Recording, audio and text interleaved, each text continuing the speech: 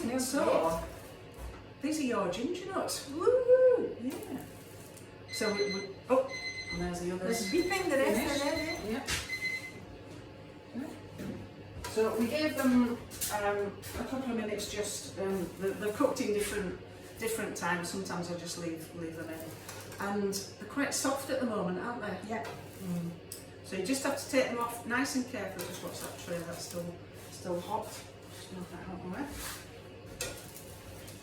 The smell, if you had smell the vision, your nose would be twitching because they smell amazing.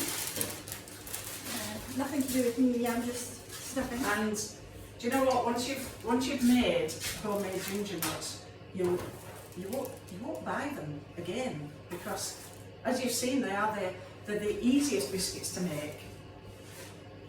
And they're just so nice. And it's not an expensive biscuit to make either. Oh, they look lovely.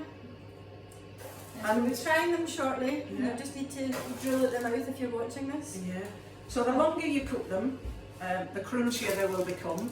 So if you like a soft ginger nut, just give them a few minutes less. We don't want the soft one. You mean soft in the centre?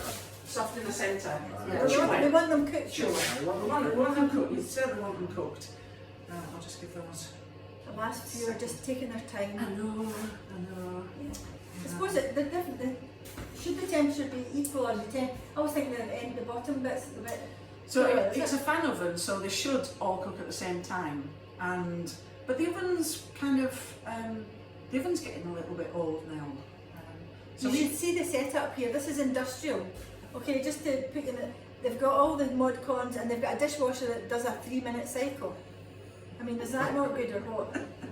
Yeah, well, I mean, when we were baking, so before we opened the tea room, we were doing markets and so baking all the time, and the ovens were going constantly, so which meant the dishwasher was going constantly as well, and then when we had the tea room and we were doing the gluten and dairy free stuff, it meant that I could online cakes. Yeah, we're doing the online as well, so it meant I could do the baking here.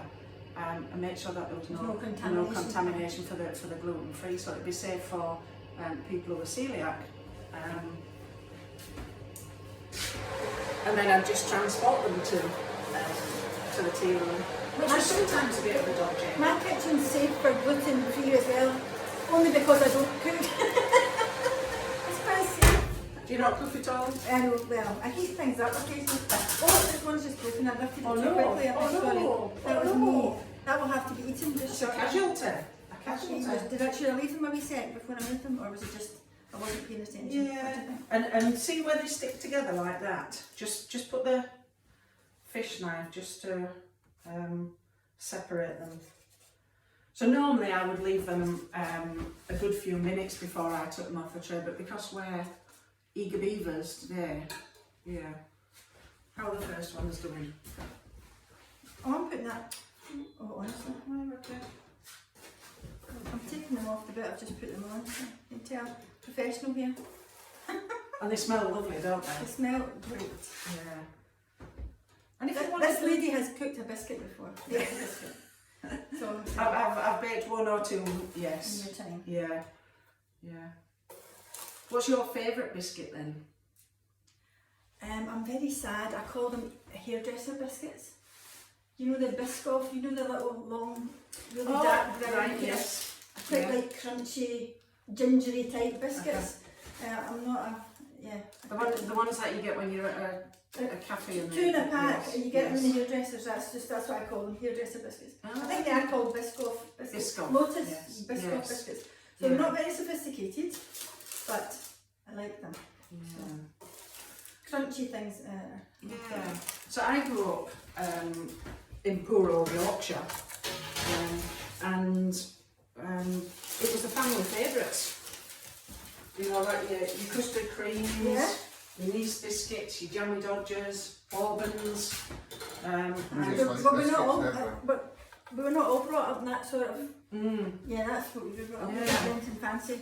I must say I'm partial to a chunky Kit Kat, but that, you can tell on the size of a house, and that's because I eat things like that. So I prefer the older Kit Kats, but not the crunchy ones. What, you mean the original? Yeah, the original ones. Yeah. in my book it talks about I used to survive as a doctor, travelling between clinics and meetings, and I used to eat a chunky Kit Kat, egg mayonnaise sandwiches and diet iron brew in my car. And I was doing a talk to a library, and one of the people that were at the talk said, "I've got a present for you, Dr. Morrison," before I started. And she gave me a carrier bag, and inside it was a packet of Kit Kats, a bottle of iron brew, and some homemade egg mayonnaise sandwiches. And said, "I just brought you your lunch." And I thought, she's read my book. Oh, yeah. How nice was that? You can't beat an egg mayonnaise. And then I had people I met in New Zealand on a cruise after my husband died. I've kept in touch with them from Texas, and they came to visit me this summer, and they brought me Kit Kats from Texas. So they had read the book as well. Oh, yeah. Right, so we need to get set back up, and we need to sample these. We need hot Ribena. Hot Ribena.